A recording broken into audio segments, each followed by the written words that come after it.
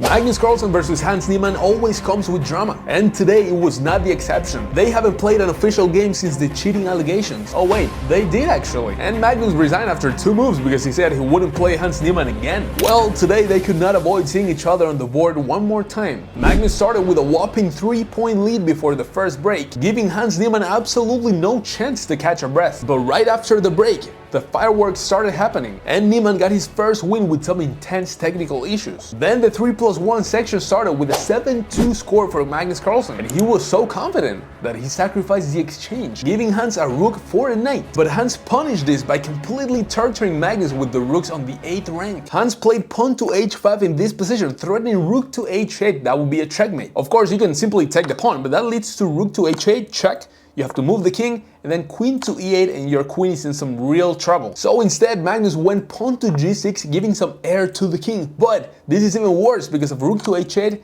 king to g7, and now you can triple stack on the 8th rank. And just a couple moves later, Magnus Carlsen had to resign because checkmate was unstoppable. Second game, and Hans is in real trouble as Magnus is threatening checkmate in 1 move. So Hans Niemann goes rook to e7, defending the pawn on g7. But wait, isn't that just a free rook? Well, don't rush, don't take it just yet, because Hans Niemann is also threatening checkmate in 1. So in this position, Magnus played the absolute disgusting rook to a6, sacrificing the rook to distract this bishop.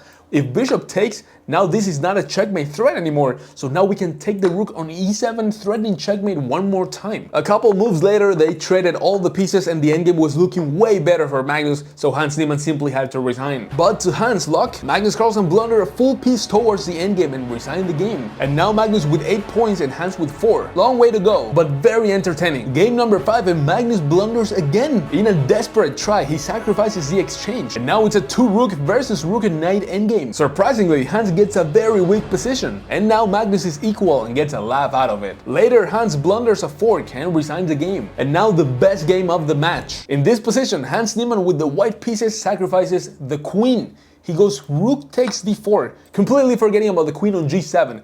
This to get a very annoying passed pawn. There's rook takes g7, pawn takes g7 by Hans, and now the threat is to go pawn to f6 defending this pawn. So now Magnus goes f6 himself.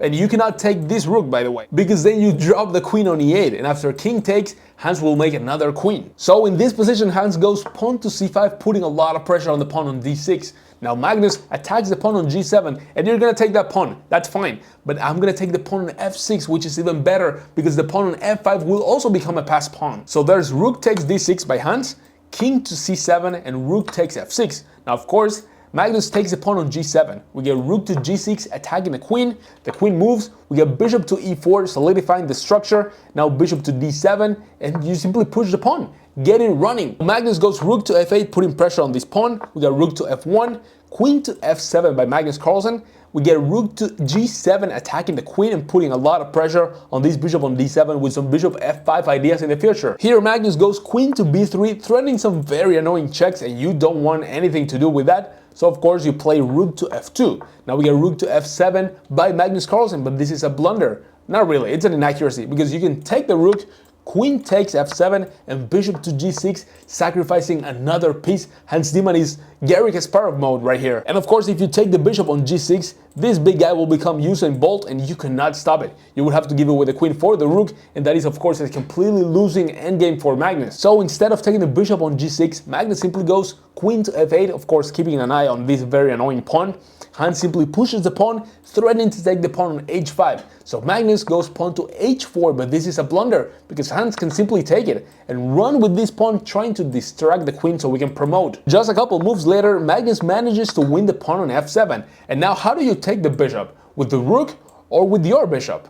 Both are wrong. You don't take the bishop, that would be losing. Instead, you push this pawn. If you take this bishop with anything, you're gonna drop this pawn on h6 and now you have nothing. There's a queen versus bishop and rook that's losing. So instead you have to push this pawn, getting it out of danger, and now you will be able to take the bishop. Sadly, they were both very low on time, so this actually ended up being a draw. But boy, it would have been fun seeing this pawn promote. And just a couple games later, Hans was completely dominating this game with the black pieces, and he really wanted to defend the d pawn to promote. So he was trying really hard to do that. And in the process, he completely forgot about the a pawn, which also promoted to a queen. And now, as you can tell by the eval bar, now Magnus with the white pieces is completely winning, king to h7, and Magnus has to find queen to b7, threatening the pawn on f7, which will fall, and this will be game over.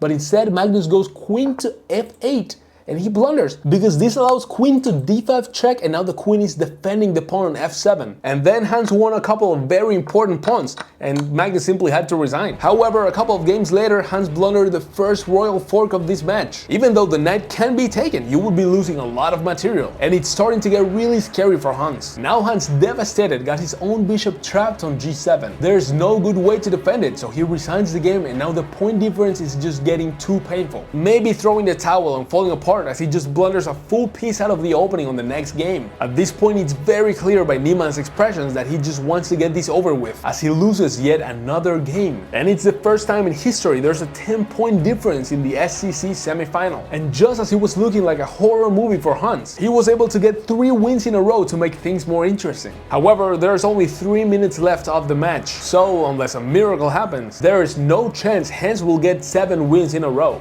Just as they were playing the next games, Hans's mouse died in the middle of the game, so they had to replace it. Hans is crying, Magnus is laughing at it, everything pretty normal. Minutes go by, Hans is still talking. Now Magnus is bored and confused. He probably wants to go home and have some beer. They play the game, and Magnus Carlsen got checkmated for the first time in the match. And not just that, but he was also getting absolutely destroyed on the very last game of the match, so he had to resign. The match ended with a 5-point lead by Magnus, and he's heading straight into the finals. Who do you think will win on Monday? Magnus Carlsen again, or will Firouzja write his name into the SCC winners book? Let me know in the comments, and subscribe for more.